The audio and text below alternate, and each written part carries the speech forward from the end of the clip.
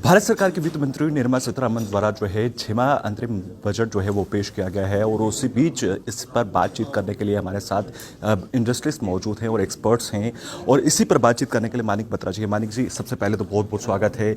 और इंतरिम बजट को आप कैसे देखते हैं? और कहीं ना कहीं हर एक वर्ग को जो है वो टच किया गया है, जिस बीच महिलाएं, अन्य चीज़ें जो किसान से जुड़ी है, इंडस्ट्री से जुड़ी हैं, और आप भी चेयरमैन हैं, आप इसे किस तरह से देखते हैं? धन्यवाद सर। जैसे अगर हम बात करें, एक इंटरिम बजट था, तो इंटरिम बजट के हिसाब से बहुत ही, बिकॉज ये एक टेम्प्रेरी बजट होता है 4 महीने के लिए, जब तक अगली सरकार चुनी जाती है और वो सरकार आके फिर बजट निकालती है। अगर इंटरिम बजट के हिसाब से देखें तो एक न्यूट्रल बजट था और एक रिफ्लेक्शन था कि जो भारत सरकार है उनका फोकस किन सेक्टर्स पे है। जैसा कि आपने बताया कि ज़्यादा जो फोकस रहा है वो एग्रीकल्चर, वुमेन एम्पावरमेंट, यूथ और पुअर पे किया गया है। अगर हम यूथ की बात करें, स्टार्टअप्स को जो बेनिफिट दिए जा रहे थे, इंडिया वर्ल्ड का 3rd लार्जेस्ट स्टार्टअप इकोसिस्टम है, जो स्टार्टअप्स को बेनिफिट दिए जा रहे थे 2024-31 मार्च तक, उन टैक्स बेनिफिट्स को एक्सटेंड करके 2025-31 मार्च तक कर दिया गया है। टैक्स स्लैब्स के साथ कोई फेरबदल नहीं हुआ है, जो एक अच्छा डिसीजन है।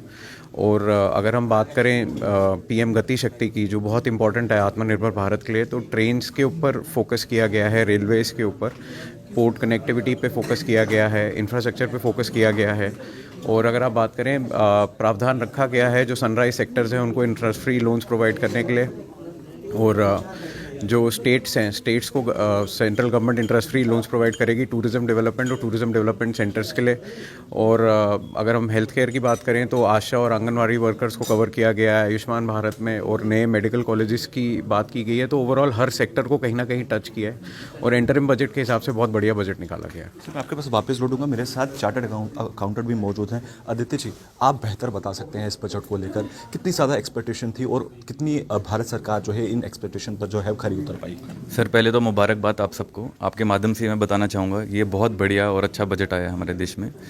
हम ऑलरेडी 7 लाख रुपए तक बिना इनकम, किसी इनकम पे उस पर टैक्स नहीं था, उसको बिल्कुल अनचेंज किया भारत सरकार ने। ये वैसे भी इंटरिम बजट है, हो सकता है जब फाइनल बजट जुलाई में आए तो इसमें और राहत दी जाए।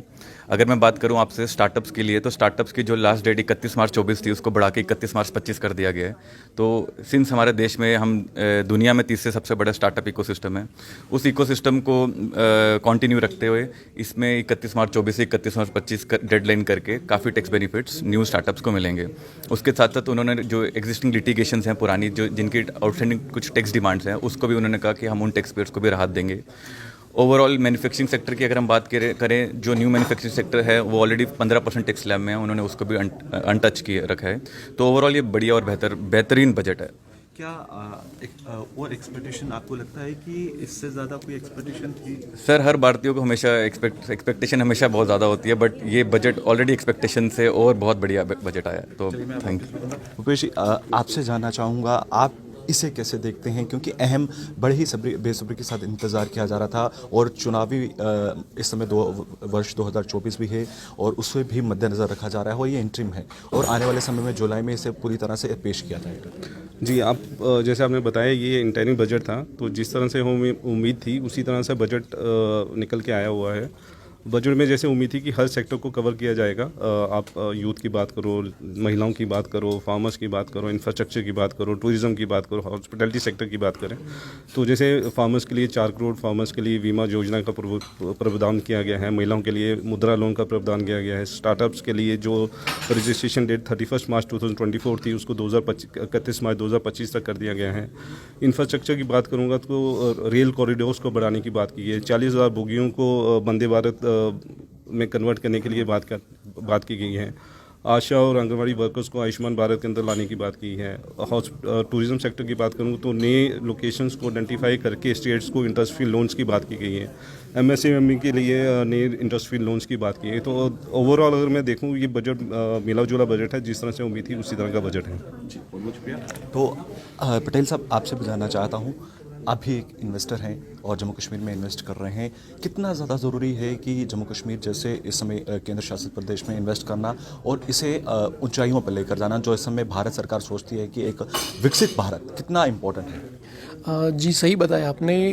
आर्टिकल 370 का जो बोल रहे हैं, जब डिमोशन हुआ उसके बाद जम्मू कश्मीर में जो इंडस्ट्रियल सेक्टर है उसको वेलकम किया जा रहा है, यानी कि जो भी इंडस्ट्रियलिस्ट है वो जम्मू कश्मीर में इन्वेस्ट करने के लिए उत्सुक है। और जो इंडस्ट्रियल पॉलिसी है जम्मू कश्मीर की वो बहुत ही अट्रैक्टिव है, जो इंडस्ट्रियलिस्ट को लुभाती है और जम्मू कश्मीर में इन्वेस्ट करने के लिए उनको